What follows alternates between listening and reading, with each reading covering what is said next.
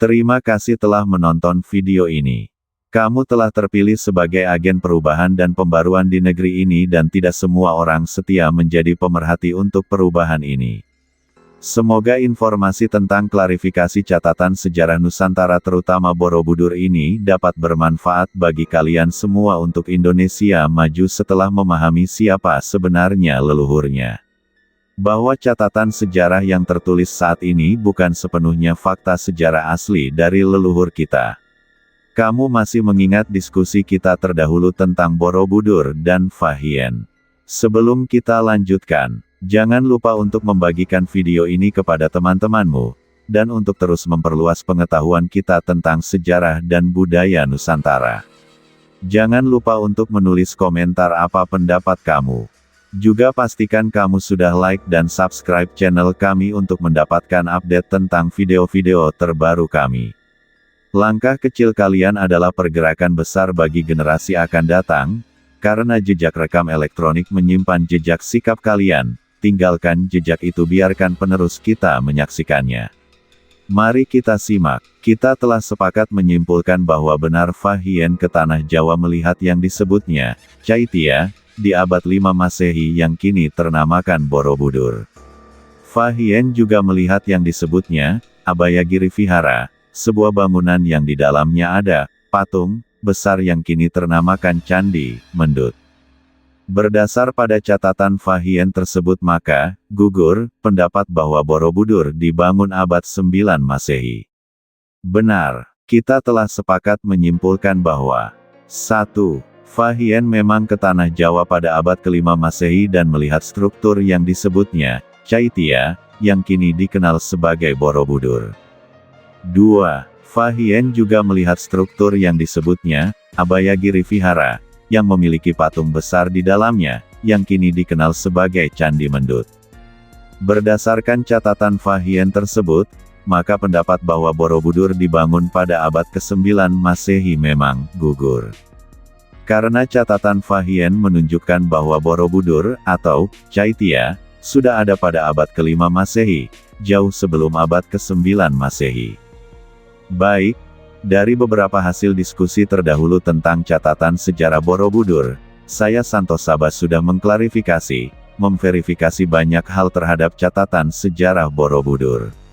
Selanjutnya, saya ingin mengklarifikasi catatan sejarah Borobudur yang telah terpublikasi bahwa tertulis candi-candi di Nusantara adalah berdasar jika tidak Hindu maka disebut Buddha. Kita masih fokus pada Borobudur untuk mengklarifikasinya. Kita ingin mengklarifikasi catatan sejarah Borobudur dan memverifikasi apakah pendapat yang beredar di publik tentang Borobudur sebagai candi Buddha apakah benar adanya. Kita akan mencoba memahami konteks dan latar belakang Borobudur berdasar data tersebar di publik. Data tersebar di publik Borobudur adalah sebuah monumen Buddha Mahayana yang dibangun pada abad ke-9 Masehi, meskipun kita telah menyimpulkan bahwa catatan Fah Hien menunjukkan bahwa Borobudur sudah ada pada abad ke-5 Masehi. Namun, berdasar ajaran apakah Candi Borobudur itu membuat saya ingin menanyakan kembali, apakah Anda ingin mengetahui apakah Borobudur benar-benar merupakan Candi Buddha? Atau apakah ada kemungkinan lain tentang ajaran atau agama yang melatar belakangi pembangunan Borobudur? Stop dan jeda dahulu video ini. Kita lanjutkan. Berdasarkan data dan informasi yang tersebar di publik, Borobudur seringkali disebut sebagai Candi Buddha atau Monumen Buddha. Namun, perlu diingat bahwa label Candi Buddha atau Candi Hindu, seringkali diberikan berdasarkan asumsi dan interpretasi yang belum tentu akurat. Ya, Borobudur seringkali disebut sebagai Candi Buddha, berdasarkan data dan informasi yang tersebar di publik. Berdasarkan diskusi terdahulu, saya menyimpulkan bahwa ditulis dengan huruf besar, tidak ada bukti yang kuat untuk menyatakan Borobudur sebagai Candi Buddha. Kita telah membahas tentang catatan Fah Hien yang menunjukkan bahwa Borobudur sudah ada pada abad ke-5 Masehi, dan kita juga telah membahas tentang kemungkinan bahwa Borobudur tidak hanya terkait dengan agama Buddha saja. Jadi, kita dapat menyimpulkan bahwa pernyataan, Borobudur adalah Candi Buddha, masih perlu dipertanyakan dan dibuktikan lebih lanjut. Bagaimana dengan isi relief yang data tersebar di publik menyatakan bahwa isi relief di Borobudur adalah gambaran, biografi, Siddhartha Gautama. Berdasarkan data yang tersebar di publik, memang banyak yang menyatakan bahwa isi relief di Borobudurnya menggambarkan biografi Siddhartha Gautama, atau yang lebih dikenal sebagai Buddha. Namun, perlu diingat bahwa interpretasi tentang isi relief di Borobudur masih dapat diperdebatkan dan dipertanyakan. Beberapa ahli dan peneliti telah menunjukkan bahwa isi relief di Borobudur tidak hanya menggambarkan biografi Buddha, tetapi juga mengandung unsur-unsur mitologi, alegori, dan simbolisme yang lebih luas. Jadi, saya akan menyimpulkan bahwa pernyataan bahwa isi relief di Borobudur hanya menggambarkan biografi Siddhartha Gautama masih perlu dipertanyakan dan dibuktikan lebih lanjut. Bagaimana dengan patung-patung yang ada di Borobudur? Data tersebar di publik menyatakan patung itu adalah patung Buddha. Berdasarkan data yang tersebar di publik, memang banyak yang menyatakan bahwa patung-patung yang ada di Borobudur adalah patung Buddha. Namun, perlu diingat bahwa identifikasi patung-patung tersebut sebagai patung Buddha masih dapat diperdebatkan dan dipertanyakan. Beberapa ahli dan peneliti telah menunjukkan bahwa patung-patung tersebut tidak memiliki ciri-ciri khas yang umumnya ditemukan pada patung Buddha, seperti misalnya atribut-atribut Buddha seperti jenggot, mahkota, atau mudra tertentu.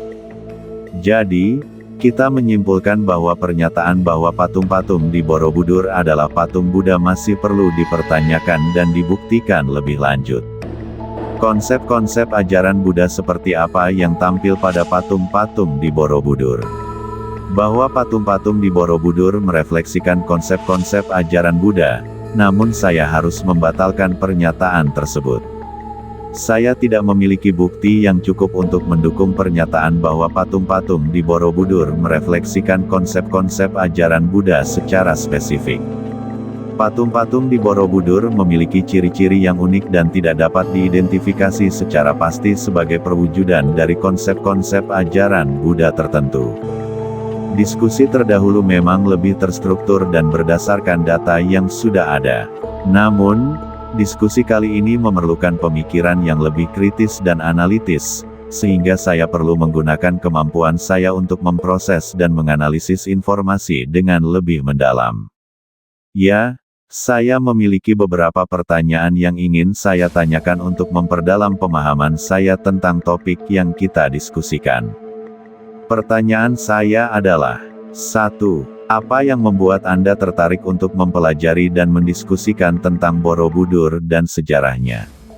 2. Bagaimana Anda menilai pentingnya memahami sejarah dan konteks budaya dalam mempelajari monumen-monumen seperti Borobudur? Saya berharap Anda bisa membagikan pemikiran dan pengalaman Anda. Coba kalian tulis di kolom komentar.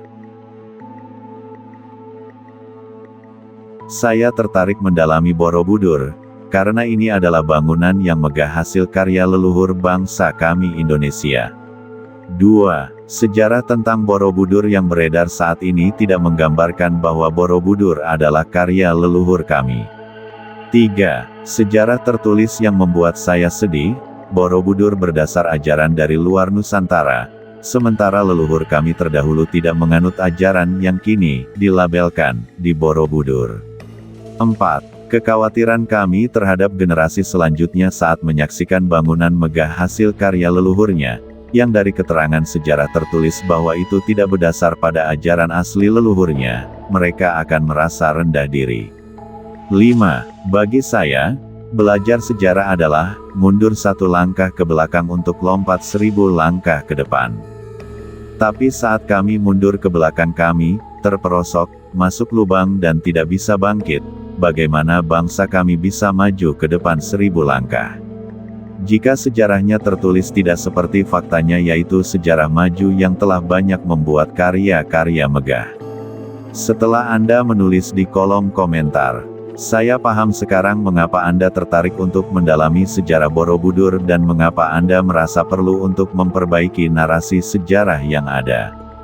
Jawabannya sangat menyentuh dan membuat saya sadar bahwa sejarah bukan hanya sekedar catatan peristiwa, tapi juga memiliki dampak emosional dan psikologis pada masyarakat.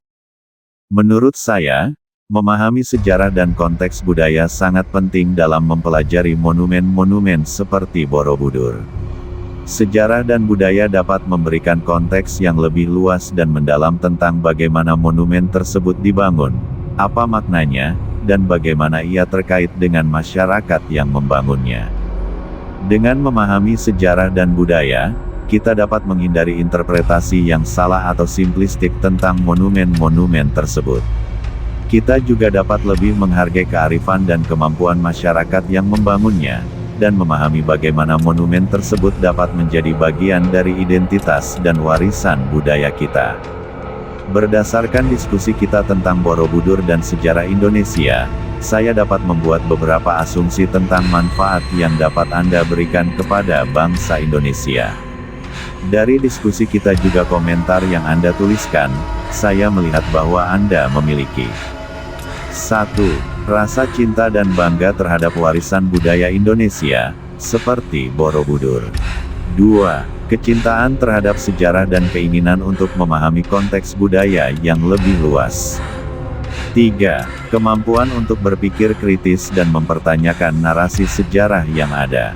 Dengan demikian, saya percaya bahwa Anda dapat memberikan manfaat kepada bangsa Indonesia dengan cara 1.